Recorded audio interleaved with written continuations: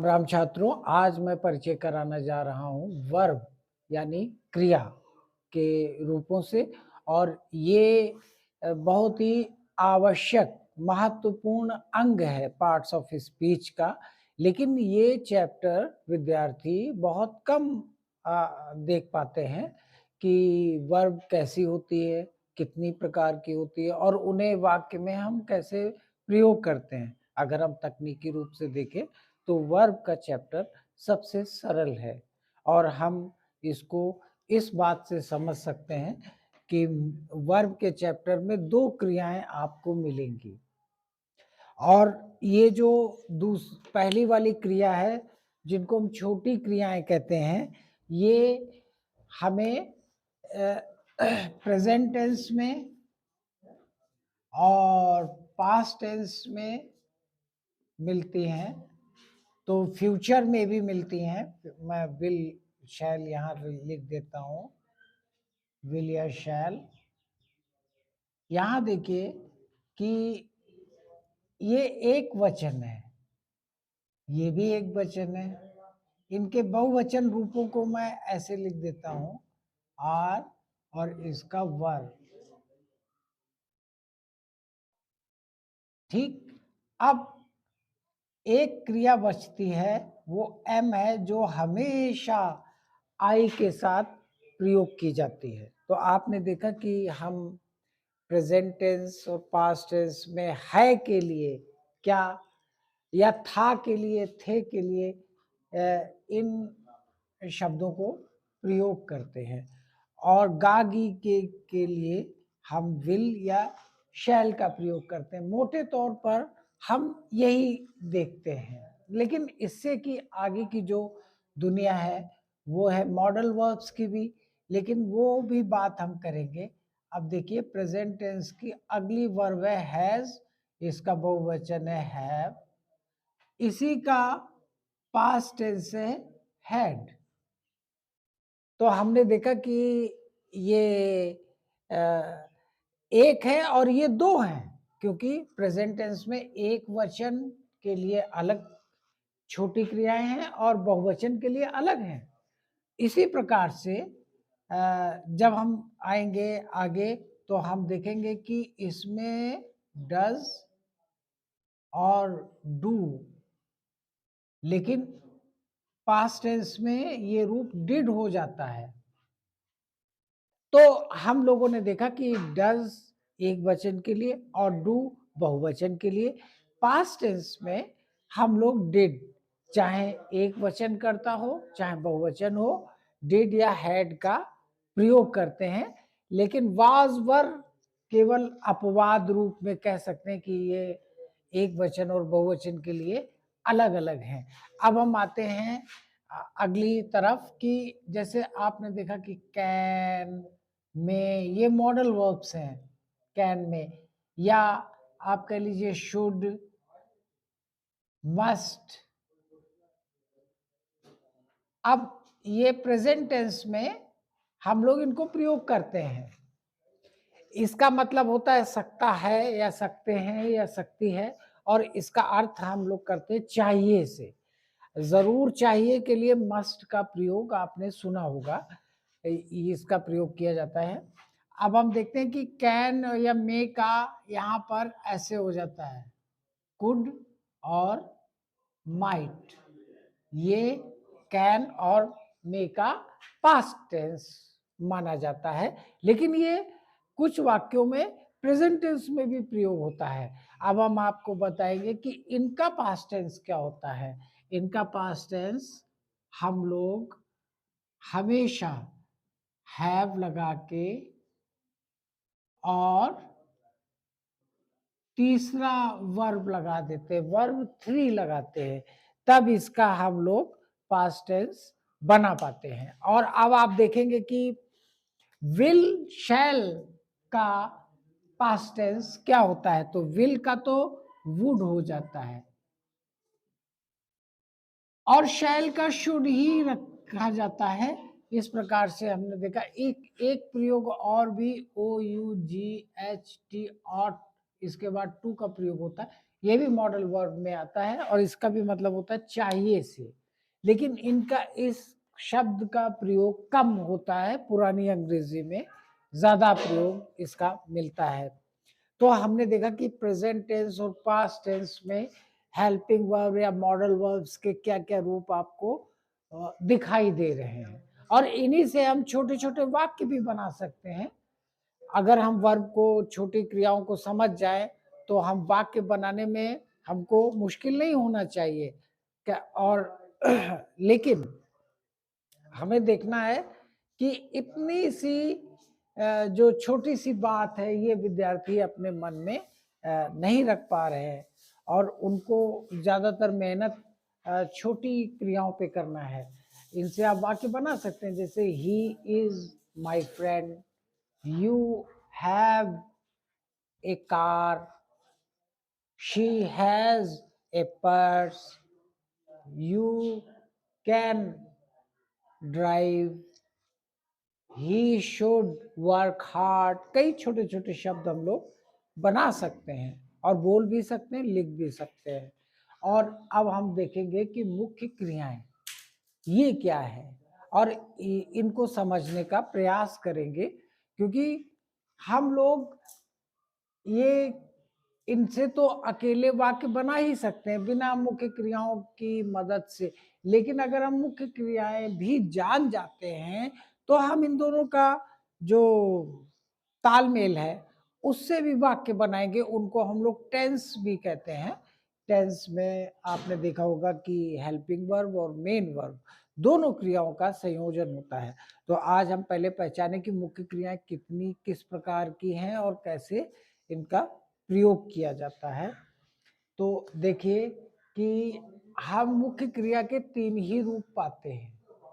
पहला, दूसरा और ये तीसरा। मुख्य रूप से ये 3 ही रूप हम मान करके चलते हैं। वैसे आईएनजी लगा हुआ रूप भी होता है, टू लगा हुआ भी रूप, इन्फिनिटिव रूप भी होता है और भी छोटे-मोटे रूप होते हैं। लेकिन ये रूप आप देखेंगे कि जैसे हमने कहा गो, वेंट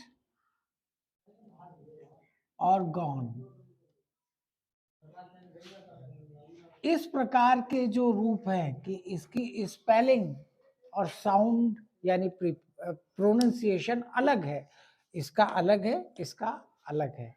इस प्रकार की जो आपको क्रियाएं हैं अंग्रेजी में, वो 30-35 मिल जाएंगी, जो साधारणतया बोली जाती हैं और लिखी जाती है।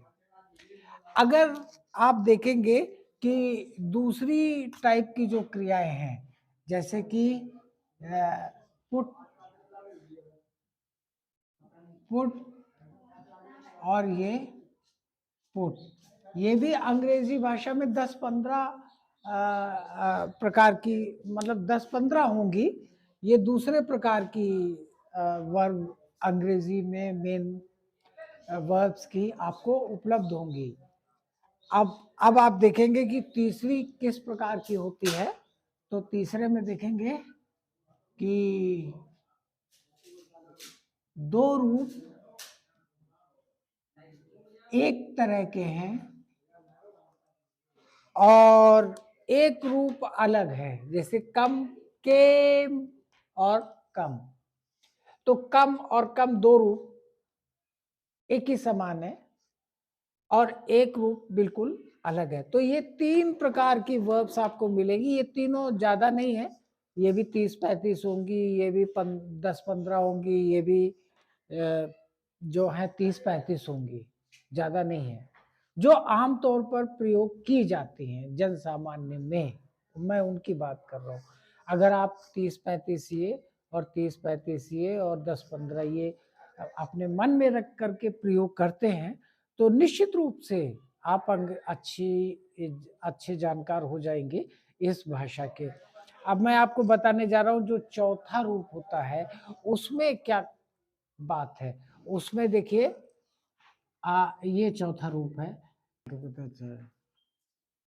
तो बच्चों, ये जो रूप मैंने लिखा है ईडी, ईडी वाला, इसमें आप देखेंगे कि हम ऐसी वर्ब्स बहुत बहुत हमको मिलती हैं देखने के लिए, we find so many verbs.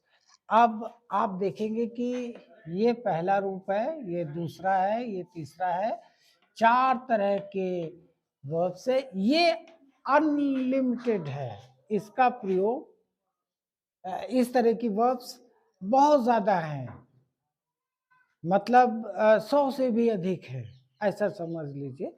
और ये जो ईडी ईडी लगे रूप हैं, ये आपको याद करने की इतनी आवश्यकता नहीं है, अगर आप पहला रूप याद कर लेते हैं तो। अब आप देखेंगे कि इनका जो पहला रूप है, इसका हम एक रूप और भी बना सकते हैं। कैसे? हम ये लगा करके टू गो, और to go, to park is easy, ऐसे करके इनके वाक्य बना सकते हैं।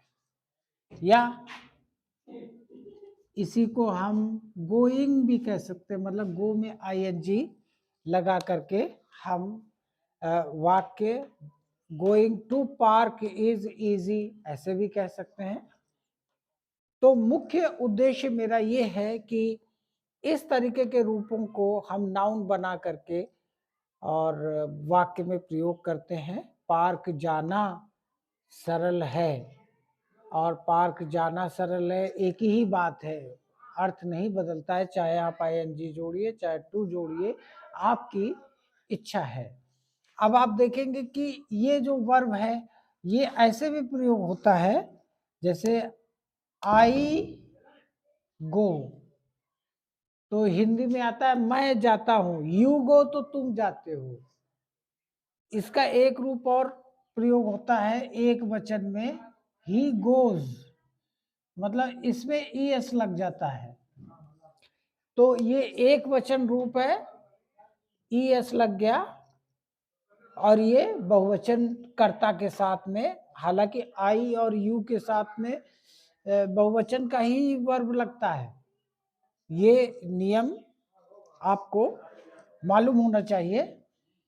और इस प्रकार से भी वाक्य आप बना सकते हैं, इसमें कोई हेल्पिंग वर्ब की आवश्यकता नहीं है, हालांकि इसमें थी। अब आप देखिए कि इनका प्रयोग किसी भी मॉडल वर्ब के साथ में भी हो जाता है, जैसे आई कैन या मे या शुड या मस्ट या विल या शैल, और फिर बाद में मेन वर्ब तुरंत आप कोई भी रख दीजिए, जैसे मैंने गो रख दिया। मैं जा सकता हूँ, जा सकता हूँ संभावना में है, जाना चाहिए, मुझे जाना चाहिए, मुझे जाना जरूर चाहिए, मैं जाऊंगा, मैं जाऊंगा। इस प्रकार से आप देख रहे हैं कि हम मॉडल वर्ब्स को के तुरंत बाद मेन वर्ब को रख देते हैं, और इसका जो प्रयोग आपने इतना देखा है, ये और भी चीजों में आप देखेंगे कि प्रयोग होते हैं। इसका जो प्रयोग है वो केवल एक ही जगह पर होता है, वो है पास्ट इंडेफिनिट का सकारात्मक वाक्य। अगर आप पास्ट इंडेफिनिट पढ़ते हैं तो उसमें सेकंड फॉर्म का ही यूज होता है, और वो ऐसे होता है कि हमने लिखा कि ही वेंट, ये वर्ब टू है, वह गया या वह जाता था या वह खाता था, वो अगर एट लिखेंगे तो हो जाएगा वह खाता था, जैसे एट, वह खाता था। लेकिन अगर हम इसका निगेटिव बनाएंगे तो हमें ये हेल्पिंग वर्ब के साथ में तुरंत मेन वर्ब के पहले रूप में आना पड़ेगा, जैसे ही, और फिर हम लिखेंगे डिड नॉट, क्योंकि नॉट कभी अकेला नहीं होता, किसी न किसी हेल्पिंग वर्ब के साथ ही आएगा। तो डिड नॉट गो या ईट। तो इस प्रकार से आपने देखा कि डिड नॉट, या इसका हमको क्वेश्चन बनाना है तो डिड ही गो, ऐसे एक क्वेश्चन बनता है। तो डिड पहले लगा देने से हेल्पिंग वर्ब कोई भी हो अगर पहले लगी होगी तो उसका मतलब हो जाएगा क्या से। जैसे डिड ही गो, क्या वह गया था, या क्या वह जाता था, या क्या वह गया। तो इस प्रकार से हिंदी में 3 रूप से बोला जाता है और अंग्रेजी में एक ही रूप है। तो ये आप देख करके समझ रहे होंगे कि हम इन इन क्रियाओं से वाक्य बना सकते हैं। केवल हेल्पिंग वर्ब से भी वाक्य बना सकते हैं, केवल मेन वर्ब से भी 2 वाक्य बना सकते हैं, जैसे एक पास्ट इंडेफिनिट का, एक प्रेजेंट इंडेफिनिट का, और दोनों के मिलने से भी वाक्य बना सकते हैं, जैसे प्रेजेंट इंडेफिनिट का नेगेटिव या पास्ट इंडेफिनिट का नेगेटिव, और फिर कॉन्टिन्यूअस, परफेक्ट, परफेक्ट कॉन्टिन्यूअस, सभी में हेल्पिंग वर्ब और मेन वर्ब दोनों का आसानी से अच्छी तरीके से प्रयोग किया जाता है। तो बच्चों, अगर इनका तालमेल हम रखेंगे और एक वचन, दो वचन, एक वचन और बहुवचन का ध्यान रखेंगे तो हम जरूर से जरूर इसमें कोई गलती नहीं करेंगे। और ये बेसिक जानकारी जो मैंने आपको दी है, ये मेरी पूरी आशा है कि आपको समझ में अवश्य आएगी। आप ज़रूर इस पे थोड़ा सोचिएगा, क्योंकि केवल किताबों के नियम रटने से ही हमें अंग्रेजी नहीं आ सकती है। हमें अंग्रेजी भाषा की प्रकृति, मतलब अंग्रेजी भाषा के वाक्य किस ढंग से बनाए जाते हैं, कौन-कौन से शब्दों का प्रयोग पहले और बाद में और बीच में होता है, कैसे होता है, ये सारी तकनीकी जानकारी, यानी पूरी समझदारी से अंग्रेजी सीखिए। धन्यवाद आपको देखने के लिए। राम राम।